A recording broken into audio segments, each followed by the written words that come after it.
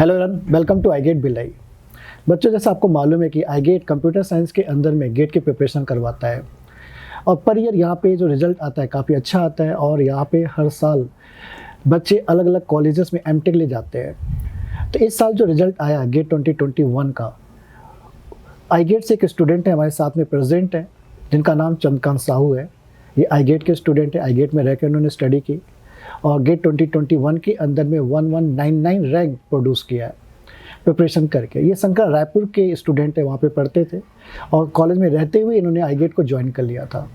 एक विजन था इनको कि सर हमें गेट निकालना है और इन्होंने मेहनत किया और उसके साथ उन्होंने ये रैंक जनरेट की है। फिर इनका एट वेरियस कॉलेजेस में एडमिशन हुआ, जैसे ट्रिपल आई बंगलौर में फाइनली उन्होंने एडमिशन ले लिया है। इसके अलावा भी इनका एडमिशन IIT गांधीनगर में भी हुआ था। इसके अलावा और भी न्यू IITs में हुए थे, लेकिन फाइनली इन्होंने ट्रिपल IIT बंगलौर को चूज़ किया है। तो इन्हीं से जानेंगे ट्रिपल IIT बंगलौर को फाइनली उन्होंने क्यों चूज़ किया है और इनकी जर्नी कैसे थी और इनकी थोड़ा स्कूलिंग से हम बैकग्राउंड जानने की कोशिश करते हैं। क्या ये शुरू से पढ़ने में बहुत अच्छे थे कि या कॉलेज के अंदर में आके अपना प्लान चेंज करके जो 11-12 के अंदर में मिस हो गया था, उन्होंने कॉलेज के आदमी उस चीज़ को कवर किया। जो मिस होना मतलब है ट्रिपल IIT कॉलेज मिस हो गया, NIT मिस हो गया या टॉप IITs मिस हो गए, तो उसको उन्होंने कैसे, इनका विज़न था, कैसे उन्होंने सोचा कि ये चीज़ हमें करना चाहिए। तो चंदास, बहुत बहुत बधाई तुमको और बहुत खुशी हो रही है मुझे कि आपसे मिलकर कि आप आई गेट में रहते हुए पढ़ाई करके एक अच्छी रैंक प्रोड्यूस कर लिया और एक अच्छा कॉलेज आपको, इंडिया का टॉप मोस्ट कॉलेज आपको ट्रिपल IITs में मिल गया है। जैसे आपको IITs में भी था कि IITs में भी आपको जाने का चांस था, तो उधर मैं बाद में आता हूँ, उसके बारे में पूछता हूँ। तो आपका स्कूलिंग कहाँ से हुआ था? अपने बैकग्राउंड के बारे में थोड़ा डिस्कस करिए। आप कहाँ के रहने वाले हैं, आपकी स्कूलिंग कैसे थी, आप कैसे थे पढ़ने में उस टाइम में? ठीक है, उस टाइम में 11-12 में जब IIT आपने टारगेट किया था तो क्या कमी रह गई थी? सर, पहले तो मैं आपको थैंक यू बोलना चाहूँगा। ये जो बहुत सारा चीज़ मैंने अचीव किया है वो आपकी मेहनत और मेरे स्कूल के टीचर्स और बहुत सारे जो टीचर्स जिन्होंने मेरे को पढ़ाया, उसके दम पे आज मैं यहाँ पर हूँ। और सर, मैं स्टार्ट करना चाहूँगा स्कूलिंग को लेके। स्कूलिंग मेरा हुआ था सचदेवा इंटरनेशनल स्कूल में, जहाँ से मैंने अपना 12th किया और मेरा जो परसेंट है 64.4% आया था 12th में। मैं पढ़ने में 10th तक थोड़ा ठीक था, उसके बाद 12th में जैसा कि आप जान रहे हैं 64.4% आना मतलब वो काइंड ऑफ एवरेज हो जाता है। और वहाँ ऐसा था कि उस एवरेज सिचुएशन पे मेरे को समझ नहीं आ रहा था करना क्या है ज़िंदगी में। तो मैंने PET का एग्ज़ाम दिया और मैं शंकराचार्य कॉलेज में अपना एडमिशन ले लिया, शंकराचार्य रायपुर बेसिकली। तो वहाँ एडमिशन लेने के बाद ऐसा तो उस समय आपने IITs की तैयारी की थी 11-12 में? हाँ सर, थोड़ा प्रिपेयर किया था, बट उस टाइम उतना नॉलेज नहीं था कि IITs क्या होती है, फ्यूचर क्या होता है, इन सब के बारे में बिल्कुल भी नॉलेज नहीं था। ओके, तो फिर आपने PET दिया होगा उस टाइम में, CGPET? हाँ सर, इससे आपको कंप्यूटर साइंस, तो आपको पहले से मालूम था मुझे कंप्यूटर साइंस लेना है? नहीं सर, एक्चुअली मेरा इंटरेस्ट एरोनॉटिक्स की तरफ था और जैसा कि आप जान रहे हैं रायपुर में ऐसी कोई फैसिलिटी या फिर ऐसा कोई कॉलेज नहीं है जो स्पेशली आपको उस डायरेक्शन पे लेके जा सके। तो मेरे भैया ने और पेरेंट्स ने ये डिसाइड किया कि आपको अगर आगे ग्रो करना है तो पहले आप कंप्यूटर साइंस ले लो, फिर आप कंप्यूटर साइंस में रह के जो एरिया एक्सप्लोर करना चाहते हो वो करना। तो जैसे आपको एक अच्छा कॉलेज तो देखा जाए तो रायपुर में शंकर रायपुर मतलब एक अच्छा कॉलेज है और यहाँ पे तो नंबर 1 पे चलता ही है। तो आपने जब कंप्यूटर साइंस ले लिया और जैसे आपने बोला कि मेरा इंटरेस्ट तो एरोनॉटिक के अंदर में था, तो फिर गेट चॉइस कैसे बना आपका? गेट के बारे में कैसे पता चला आपको कि गेट करना चाहिए? सर, एक्चुअली मेरा इंटरेस्ट एरोनॉटिक्स में इसलिए था क्योंकि जब मैं 11-12 में जब फिज़िक्स पढ़ता था मेरे को बहुत इंटरेस्टिंग लगता था फिज़िक्स। बट सर, जब मैं कॉलेज में आया और जब मैंने कंप्यूटर साइंस में लैंग्वेज के बारे में पहला C लैंग्वेज जब आपसे पढ़ा, आप मेरे कॉलेज में सिर्फ 15 दिन पढ़ाए थे, बट वो 15 दिन इतना मज़ेदार था ना, तो मेरे को मज़ा आने लगा कंप्यूटर साइंस में। और कब मैं कंप्यूटर साइंस का फ़ैन हो गया और कब इसमें ग्रो करना स्टार्ट किया मेरे को नहीं समझ आया। फिर एक दिन जब आप बोले ना आपको अगर कुछ हायर अचीव करना है तो उसके लिए गेट एग्ज़ाम होता है। IITs में भी जा सकते हैं। तो सर लगा कि हाँ मेरे को IIT जाना तो है, IITian बनना तो है। उस टाइम का यही थॉट आया और मैं लग गया फिर गेट के लिए। मैं स्टार्ट किया प्रिपरेशन और iGate रायपुर में मैं ज्वाइन किया और सर धीरे धीरे प्रिपेयर कर रहा था। बट जैसा कि रायपुर में माहौल नहीं है ना, तो मैं उतना नहीं कर पा रहा था। बट जब मैं भिलाई आया और भिलाई में मैंने 2 महीने बिताए, तो कंपटीशन क्या है और एक्चुअली जो प्यार था कंप्यूटर साइंस के लिए वो निखर के बाहर आना स्टार्ट हुआ। हाँ, जब वहाँ पे आप बच्चों को देखें कि किस लेवल की तैयारी करते हैं और कितना मतलब जूझते हैं चीज़ों को लेकर, मेहनत करते हैं, तो एक अच्छा इन्वायरमेंट दिखता है वहाँ पे। एक भिलाई में एक इन्वायरमेंट तो है स्टडी को लेकर। तो फिर आप जब तैयारी कैसे कर, मतलब आपका जो शेड्यूल कैसे रहता था? मतलब कॉलेज भी मैनेज करना रहता था, कोचिंग भी मैनेज करना रहता था, फिर सेल्फ स्टडी भी आपको करना रहता था और टारगेट आपका फिक्स हो चुका था, गेट ही निकालना है मुझे कैसे भी करके, एक अच्छी रैंक प्रोड्यूस करना है। और 12 में भी आपके मार्क्स थोड़ा कम आए थे, ठीक है, तो उससे भी एक डिप्रेशन तो रहता ही है ना कि यार हमारा मार्क्स तो कम आया था। कभी सेल्फ डाउट होने लगता है। हम चीज़ें तो स्टार्ट कर लेते हैं, तो कभी आपको सेल्फ डाउट तो नहीं हुआ कि मैं तो स्टार्ट कर चुका हूँ गेट लेकिन शायद ना हो पाए? ऐसा कभी लगा आपको, डिमोटिवेशन ऐसा कुछ हुआ कभी? सर मेरे साथ हर चीज़ उल्टा बोलना चाहिए या फिर हर चीज़ सही हुआ ये बोलना चाहिए, मेरे को समझ नहीं आ रहा है।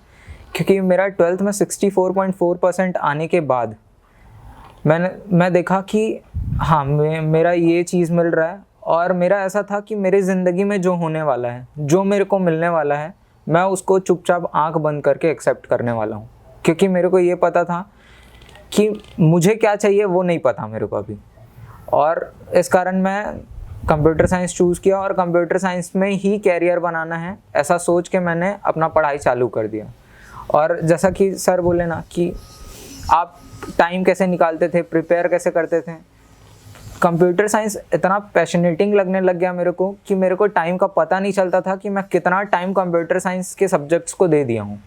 मेरे को बहुत मज़ा आता था क्वेश्चन सॉल्व करना, ट्री, ग्राफ, इन सब में बहुत मज़ा आता था।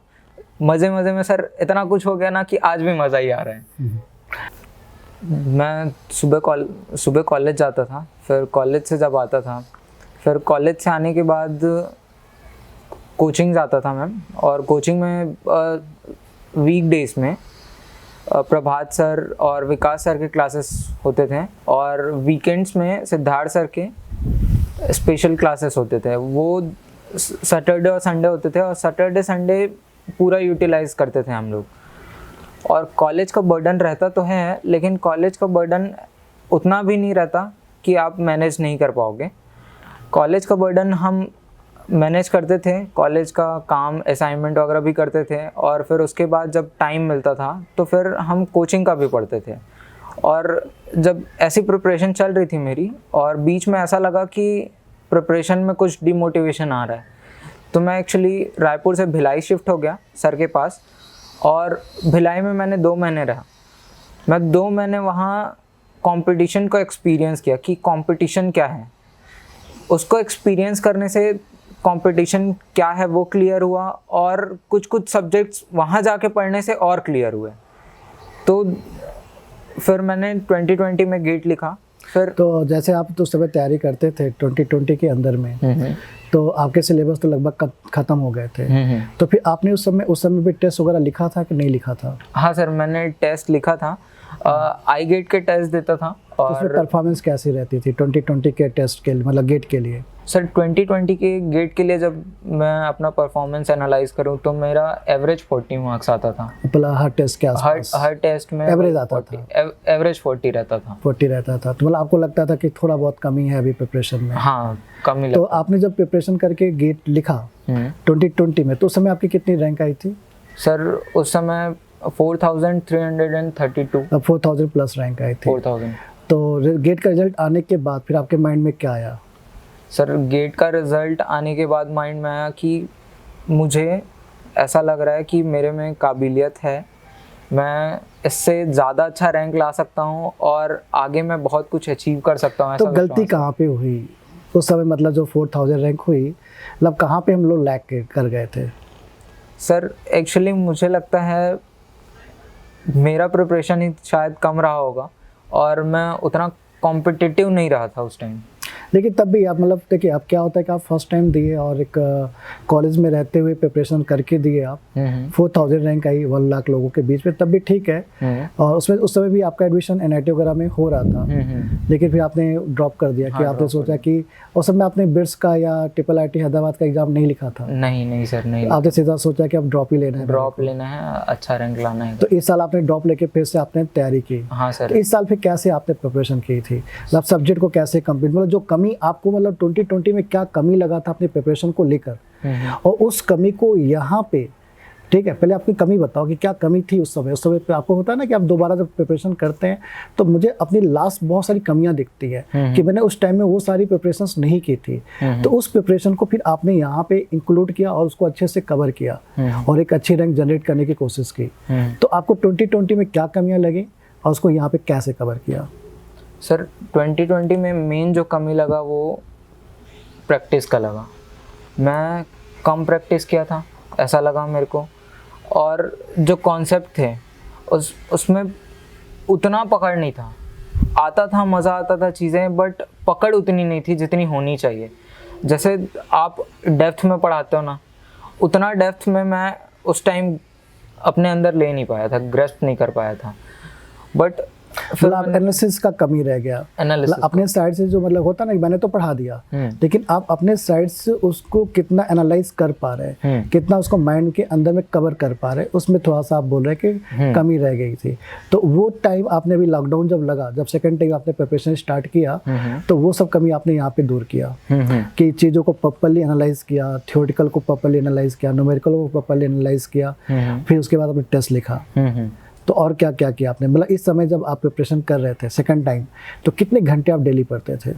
सर सेकंड टाइम जब मैंने प्रिपेयर किया तो मैं अप्रॉक्स 12 घंटे सिटिंग हो जाती थी मेरी। मैं ये नहीं बोलूँगा कि 12 घंटे मैं कंटिन्यूसली पढ़ लेता था, बट मेरी सिटिंग 12 से 14 घंटे आराम से रहती थी, और मैं उसमें सर अपना मैक्सिमम टाइम यूटिलाइज करने का कोशिश करता था।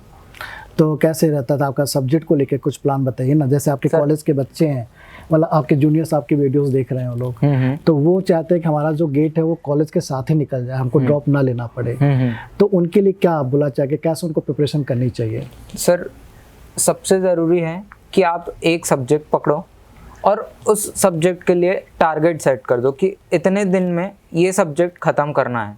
पहले इजी सब्जेक्ट उठाओ और टारगेट जो आप सेट किए हो उस दिन तक, ऐसा हो सकता है कि वो ख़त्म ना हो, मेरे से भी नहीं होता था, पर ऐसा है कि मैं उस टारगेट डे तक पहुंचते पहुंचते मैं मैक्सिमम चीज़ें कवर कर लिया रहता था।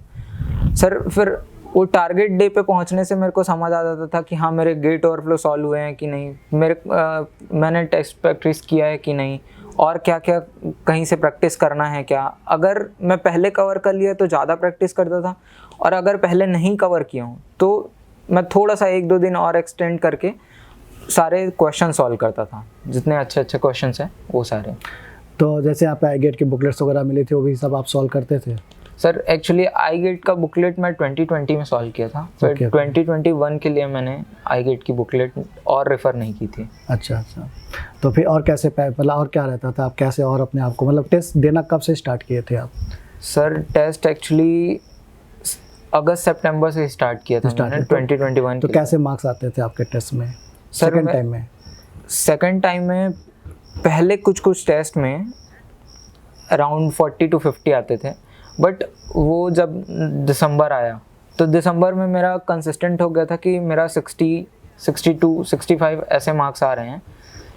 बट एक्चुअली आखिरी दिन वो 3 घंटे मैटर करते हैं, और उस 3 घंटे में मैंने फिर बिगाड़ के आ गया। तो मतलब 60 मार्क्स आपके पूरे टेस्ट में आ रहे थे, तो अच्छा फील आ रहा था कि अब कुछ कर लूँगा मैं। तो वो 3 घंटे के अंदर में क्या हुआ, मतलब आप जब एग्ज़ाम देने जा रहे थे तो आपके माइंड में क्या चल रहा था?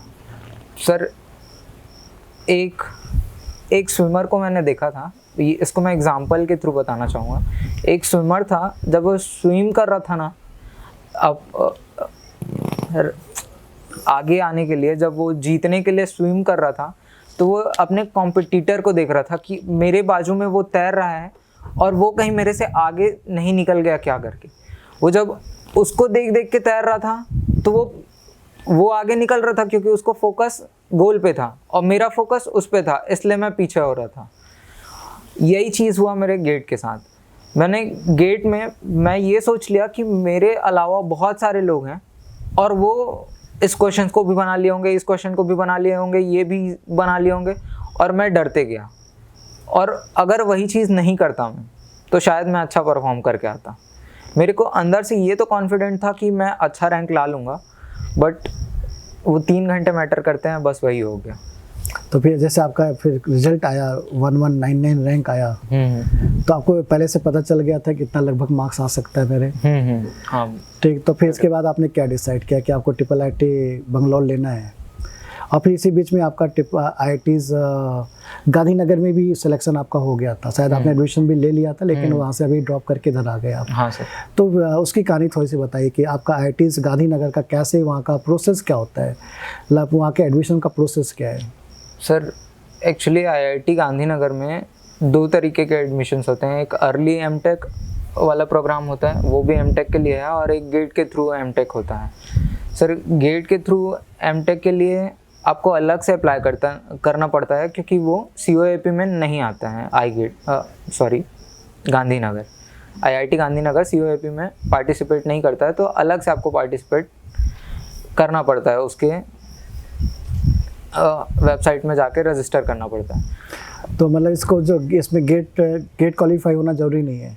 सर इसमें गेट क्वालिफाई होना ज़रूरी है, गेट भी क्वालिफाई होना है, और आपके एकेडमिक्स में जो आपके थ्रू आउट BTech में 75% अबव होने चाहिए। ओके। तो किसी भी कॉलेज का बच्चा भर सकता है इसको? हाँ सर, किसी भी कॉलेज के लिए। अर्ली एमटेक के लिए आपको एकेडमिक्स में बहुत अच्छा होना पड़ता है, और जो गेट के थ्रू होता है उसमें 75 मिनिमम क्राइटेरिया। अच्छा, तो जो मतलब जो गेट के थ्रू नहीं होता है अर्ली एमटेक में, हाँ, उसमें कितना परसेंटेज चाहिए हमें? सर एक्चुअली अर्ली एमटेक का मैं ध्यान नहीं दिया था। अर्ली आपका गेट के थ्रू हुआ था? मेरा गेट के थ्रू हुआ था। Very good. अच्छा। तो फिर आपने गांधीनगर जब आपको मिल गया था, और फिर उसके बाद आपको इधर IIT बंगलौर भी मिल गया, तो आपको कंफ्यूजन हुआ कि किसको पहले हम चूज करें, किस तरह हम जाएं? तो कैसे डिसाइड किया कि मुझे अब IIT बंगलौर ही आना है? सर जैसे IIT बेंगलोर का मेरे पास पहले ऑफ़र नहीं आया था, पहले IIT गांधीनगर का ऑफ़र आया, और IIT गांधीनगर का ऑफ़र जब आया तो मेरे घर में सब बोले कि ऐसे इनसिक्योर रहना बहुत बेकार है, मतलब आप इनसिक्योरिटीज़ में कितने दिन तक जियोगे। तो ऐसा था कि आप गांधीनगर ले लो, अगर उसके बाद बेंगलोर का आता है तो आप गांधीनगर और बेंगलोर में डिसाइड करना। और दिक्कत ये हो रहा था मेरे को कि गांधीनगर लूँ या बेंगलोर लूँ। तो सर कुछ मैंने एनालिसिस किए, कुछ पॉइंट्स निकाले, और उन पॉइंट्स के बेसिस पे जज करके मैंने IIT बेंगलोर को चूज़ किया। प्लेसमेंट तो यहाँ बहुत अच्छा है, इसमें कोई डाउट ही नहीं है, कॉलेज भी काफ़ी अच्छा है IIT बंगलौर। बस थोड़ी सी फीस ज़्यादा है यहाँ पे, और बाकी कोई इशूज नहीं है यहाँ पर। तो अब एक भी होता है ना कि एक चीज़ और, बच्चों को जो आपके जूनियर्स हैं, काफ़ी बहुत सारे लोग क्वेश्चंस में से पूछते रहते हैं, सर हम रिवीजन कैसे करें सब्जेक्ट को? तो रिवीजन का प्लान आपका कैसे रहता था सब्जेक्ट को लेकर? क्योंकि कुछ दिन पढ़ने के बाद हम भूल जाते हैं चीज़ों को, तो अपने टाइम में कैसे रिवाइज करते थे आप? सर भगवान का दिया हुआ सब कुछ है वाला सीन है यहाँ पर। मेरे को कम रिवीजन करना पड़ता है, लोगों को बहुत रिवीजन करना पड़ता है। मेरे को कम रिवीजन करना पड़ता है, इस कारण मैं जब रिवाइज करता था तो मैं जो अपने नहीं बने क्वेश्चंस हैं, जिनका मैंने स्क्रीनशॉट लेके रखा हुआ है, उनको मैं सॉल्व कर लेता था। और ये जो स्क्रीनशॉट्स हैं मैं सब्जेक्ट वाइज अरेंज करके रखता था। सब्जेक्ट वाइज अरेंज करके रखा हूँ तो हाँ, ये क्वेश्चन नहीं बना, इसको सॉल्व किए, अब ये भी नहीं बन रहा है, मान लो सॉल्व किए तो मैं क्या करता था, अपने नोट्स रेफ़र कर लेता था। इससे क्या हुआ, नोट्स जल्दी पलटा लो, सारा फिर से रिकॉल हो गया, और फिर ऐसे में पूरा रिवाइज हो जाता था मेरा। तो जैसे आपको पढ़ते समय बहुत सारे लोगों को बोलते सर डिमोटिवेट हम हो जाते हैं, जब आप डिमोटिवेट होते थे तो आपको अपने आप को कैसे मोटिवेट कर पाते थे? सर डिमोटिवेट होता था तो ऐसा है कि iGate के वीडियोस देख लो, आपको मोटिवेशन आ जाएगा। बट मैं एक्चुअली अवॉइड करता था कि कोई मेरे को बाहर से मोटिवेट करे, मैं अपने अंदर से मोटिवेट करना चाहता था अपने आप को। तो मैं 1-2 घंटा शांति से बैठता था, और ये भी था कि भाई मैंने पीछे सब चीज़ छोड़ दिया है गेट करने के लिए, मेरे पास और कुछ नहीं है इसके अलावा, तो मैं गेट पे ही फोकस करूँगा और यही करना है करके मैं जूझ जाता था सर। तो मतलब आप इंटरनल खुद ही मोटिवेट रहते थे कि ये चीज़ मुझे अब करना ही, मेरे पास कोई और ऑप्शन नहीं है, क्योंकि मेरा ड्रीम था, मेरा टारगेट है ये। सर एक्चुअली ऑप्शन था, लेकिन मैंने एक स्टोरी पढ़ी थी जहाँ पर ऐसा था कि एक नदी थी, उस पार और बहुत बड़े सैनिक हैं, राजा लोग हैं जो लड़ने आ रहे हैं, और इधर एक छोटी सी सेना है टुकड़ी का, अब उसको उधर जाके जीत के आना है। ये लोग तो पहले से डर गए हैं कि उधर जाएंगे हाँ मरना ही है। तो एक काम किया राजा कि सबको नदी के पार ले गया और एक्चुअली जो लकड़ी का ब्रिज था उस ब्रिज को जला दिया। तो इससे क्या हुआ कि सारे पीछे के अपॉर्चुनिटीज़ ख़त्म है, लड़ो और जीतो, बस यही रह गया है। वैसे ही मैंने भी किया, मेरा प्लेसमेंट हो गया था ग्लोबल लॉजिक में, TCS में, और मैंने वो सारी चीज़ें छोड़ी। एक्चुअली अपॉर्चुनिटीज़ वो जो थी उसको बर्न किया। और चूँकि बहुत से लोगों के TCS में हो जाता है, ग्लोबल लॉजिक में हो जाता है, तो उस समय जब प्लेस हो जाते हैं कॉलेज के अंदर में, तो उनको भी रहता है कि अब बहुत हो गया, चलो अब इसी को हम कंटिन्यू करते हैं। तो आपने वो सारी अपॉर्चुनिटीज़ छोड़ दी, मतलब आपने बोला नहीं हमें नहीं जाना है। ओके। तो इस कारण जैसे वो सैनिकों ने जीता वो लड़ाई, वैसे ही हमने भी आज जीत लिया ऐसा लग रहा है। नहीं, ये तो अच्छी बात है। मैंने ये कहानी मैं ही सुनाया हूँ शायद क्लास के अंदर में। हाँ सर। कि मतलब आपको सारे ऑप्शन खत्म करने पड़ेंगे, एक ही ऑप्शन आपको रखना पड़ेगा कि ये चीज़ मुझे करना है, तो मतलब करना है। ठीक है, तो बहुत अच्छा लगा आपसे बातचीत करके, कि आपने अपनी जर्नी भी बताई और कुछ मोटिवेशनल बातें आप अपने जूनियर्स को, अपने व्यूअर्स को देना चाहते हैं, कुछ बोलना चाहते हैं उनको।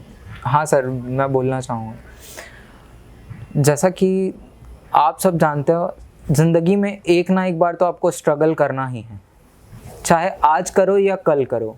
जो आज नहीं करेगा कल स्ट्रगल करेगा। जैसे कि इसको मैं एक वे में समझाता हूँ, एक तरीके से समझाता हूँ।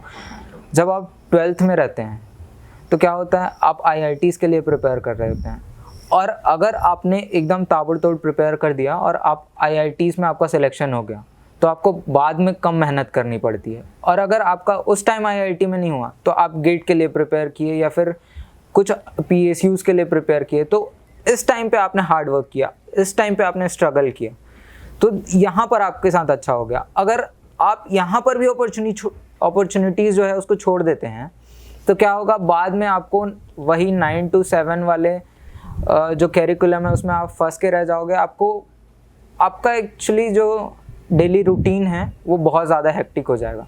तो मैं आप सबको यही बोलूँगा कि आप अभी स्ट्रगल कर लो, फिर बाद में आराम करना, बाद में मज़े करना। तो चंदा, जैसे आप गेट की तैयारी करते थे, जैसे बहुत सारे सब्जेक्ट हैं, तो आपको सबसे अच्छा सब्जेक्ट कौन सा लगता था? Sir algorithm. और आई गेट में आपको कितना बेनिफिट मिला आई गेट से?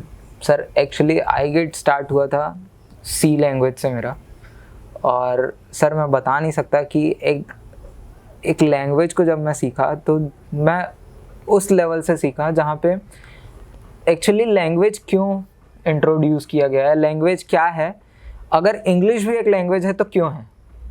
तो वहाँ से मैंने C आपसे पढ़ी तो मेरे को मज़ा आया, फिर डेटा स्ट्रक्चर पढ़ा और मज़ा आया, फिर उन दोनों का कॉम्बिनेशन मैं एल्गोरिथम्स में लगाने लगा। तो सर वहाँ पे एनालिटिकल स्किल और जो टाइम कॉम्प्लेक्सिटी वाली चीज़ें हैं वो पैशनेट करती गई मेरे को, और मैं उसमें इतना अच्छा फील करने लग गया कि अभी जो मैं कोड लिखता हूँ जब, तो ऑप्टिमाइज़ करके लिखता हूँ, तो वो मेरे को बहुत मज़ा आता है सर। तो आपकी कोडिंग स्किल कितनी अच्छी थी कॉलेज के टाइम में? सर कॉलेज के टाइम पे गेट का प्रिपेयर करना और कोडिंग का प्रिपेयर करना, ये दोनों साइमल्टेनियसली नहीं हो पा रहा था। एक्चुअली जब मैं 5th सेमेस्टर में एल्गोरिथम का सब्जेक्ट पढ़ रहा था और यहाँ कोचिंग में भी पढ़ता था, वहाँ भी पढ़ता था, तो मैं घर आके उन एल्गोरिथम्स को इम्प्लीमेंट करता था। तो जब मैं इम्प्लीमेंट किया ना, तो मेरा थोड़ा कोडिंग में कमांड बनने लग गया था, और फिर बीच में फिर छूट गया, और अभी जब मैं IIIT बेंगलोर गया हूँ तो फिर से कोडिंग करना स्टार्ट कर रहा हूँ। और मेरे जब दोस्त लोग बोलते हैं कि वाह भाई तूने ये लॉजिक कैसे सोच लिया, तो मेरे को बहुत खुशी होती है कि हाँ भाई मैंने सोच लिया ये। और कौन सा सब्जेक्ट आपको बहुत ही डरावना लगता था? सर मेरे को डरावना तो कुछ नहीं लगता था, बट अगर देखा जाए तो CN उतना मज़ा नहीं आता था मेरे को। CN एक्चुअली क्या हुआ था, जब आप पढ़ा रहे थे ना, तो मैं भी ध्यान नहीं दे पाया था, और लाइव क्लासेस की वजह से ना उतना अच्छे से हो नहीं पाया था। तो बाकी जो CN के अलावा सर आप COA पढ़ा है, मज़ा आ गया। सीओ तो शायद तुम भिलाई में भी पढ़े सीओ में भिलाई में आके पढ़ा, बहुत मज़ा आया सर। एक्चुअली रायपुर में जब पढ़ा रहे थे तो मेरे साथ दिक्कत चल रहा था, तो मैं रायपुर में नहीं पढ़ पाया। रायपुर में विकास सर पढ़ा रहे थे, और सीओ में जब भिलाई में आके पढ़ा तो बहुत मज़ा आया मेरे को। चलो बहुत अच्छा लगा आपसे कि आप अपनी लाइफ में ऐसे आगे बढ़ते रहिए और काफ़ी चीज़ें आपने क्लियर किया। और बच्चों, आप लोगों को भी इन फ्यूचर कभी भी इनसे गाइडेंस चाहिए तो मैं आप नंबर्स मुझसे शेयर कर सकते हैं व्हाट्सएप पे। मैं इनका नंबर शेयर कर दूंगा, आप इनसे कनेक्ट हो सकते हैं और इनसे गाइडेंस भी आप ले सकते हैं। क्योंकि जो एक आदमी इस पाथ पे चल चुका है, जो पाथ आप डिसाइड किए हैं, तो एक एक्सपीरियंस तो उसको हो ही गया है, तो एटलीस्ट आपको गाइडेंस तो मिल ही जाती है। और गाइडेंस ले भी लेना चाहिए लोगों से कि हमें और आगे क्या करना चाहिए, कैसे करना चाहिए। तो चंदा साहब, आगे ऐसे बढ़ते रहिए तेजी के साथ, आपके लाइफ भी अच्छी तरीके से ग्रो करे, ये हमारी शुभकामनाएं आपके लिए है। और बहुत अच्छा लगा आपसे मिलकर बातचीत करके। All the best sir. और लास्ट एक चीज़ और बोलना चाहूँगा, जब मैं 12th में था तो पढ़ते कैसे हैं वही नहीं आता था मेरे को। जब लोग बोलते थे कॉन्सेप्ट क्या है, तो कॉन्सेप्ट क्या है वही नहीं समझ आता था, तो कॉन्सेप्ट कहाँ से समझ आएगा। तो ऐसा हुआ कि जब मैं 12th में था तो मेरे जो 12th में जब PCM के टीचर्स थे, उन्होंने पढ़ना सिखाया। उन्होंने सिखाया कि एक्चुअली कॉन्सेप्ट क्या होता है, और उस चीज़ को लेके जब मैं कॉलेज आया तो उस चीज़ को मैंने गेट में अप्लाई किया, और ये सब आप देख रहे हैं जो अचीवमेंट है वो। चलो, thank you, all the best. Thank you sir.